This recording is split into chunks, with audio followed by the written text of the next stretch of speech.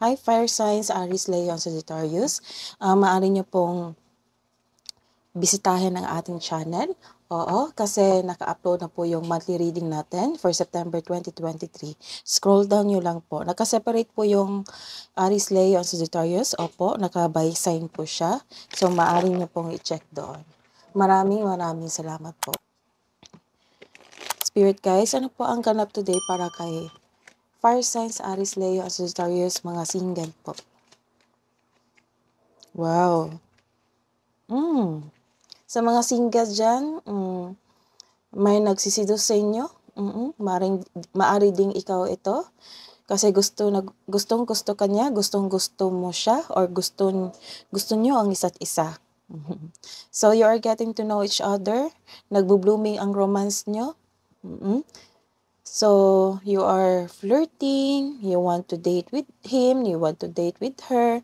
So, nagkaroon ng attraction dito, flirting. So, this is the second card na nagkaroon ng confirmation na sa araw na ito, nagkaroon kayo ng date sa isang bagong tao. You're hooking up, nagkaroon kayo ng temptation, kasi nagsisidus ito sa'yo eh. So, mag-ingat din sa third party. Fact check nyo yung mga kadate nyo kung talaga bang single sila. Kasi may nakikita ako ditong third party. So, this is a warning card also. Sa mga may relasyon, wow, nagkaroon kayo ng abundance sa kaperahan, sa buhay, karera, at lalo na sa relasyon nyo. So, keep a positive mindset. You're granted yung manifestation nyo. So, nagkaroon ng pasasalamat sa mga malaking blessings na natanggap nyo sa mga buhay may karelasyon. So, mag-ingat din sa one-sided love. Maring ikaw lang ang nagmahal sa kanya or siya lang ang nagmahal sa iyo. So, may nakikita akong tao dito na narcissist. So, mag-ingat po kayo. Baka ito ay naiinggit sa inyo kasi blooming ang inyong relasyon at nagkaroon ng abundance. So, marahil isa tong taong naiinggit sa inyong magkapareha.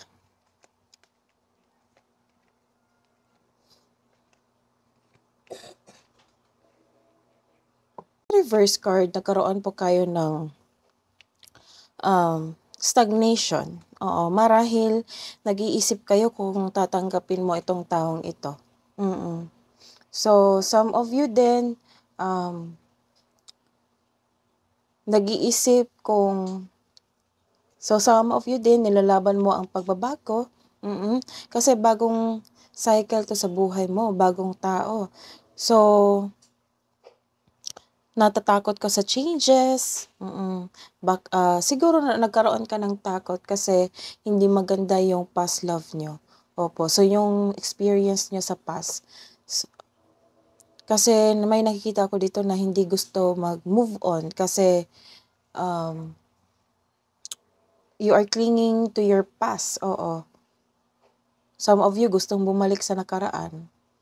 Masakit talaga ang ending. You may feel stress, nagkaroon kayo ng anxiety, so hindi mo alam kung bakit ito nangyari. So, ending the situation means new opportunity is coming. So, this is the new opportunity. Check nyo lang po kung single yung kadate nyo po. So, it may be uncomfortable, pero this card tells you na let go and trust the universe and yourself. Kumbaga, swift change brings you new beginnings. So, nagkaroon talaga dito ng biglaang pagbabago sa inyong buhay. Maaring sinagot nyo ito bigla. Ilang araw nyo lang po ito na nakadate. So, sinagot nyo kasi you both attract each other. Gustong-gusto nyo ang isa't isa. So, hindi nagkaroon ng plano.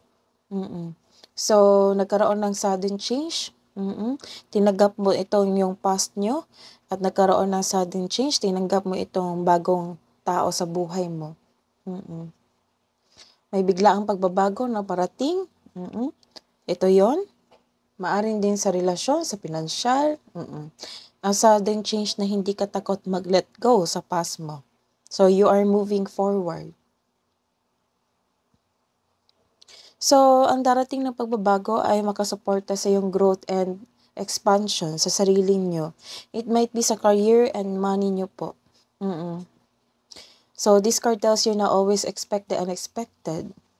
So, may sikreto din na parating, which may be shocking. So, alamin talaga. Alamin kung single ba tong ka-date nyo po. Kasi may nararamdaman ako na committed siya sa iba. Kailangan kong sabihin kasi yun yung sinasabi sa akin. Opo.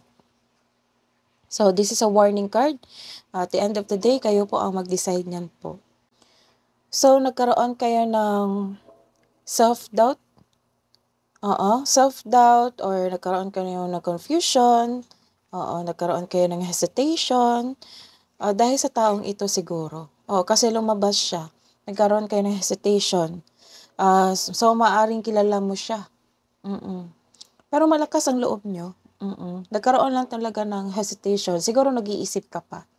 Some of you, mainit ang ulo. Why? Naka-receive kayo ng abundance. So, don't be.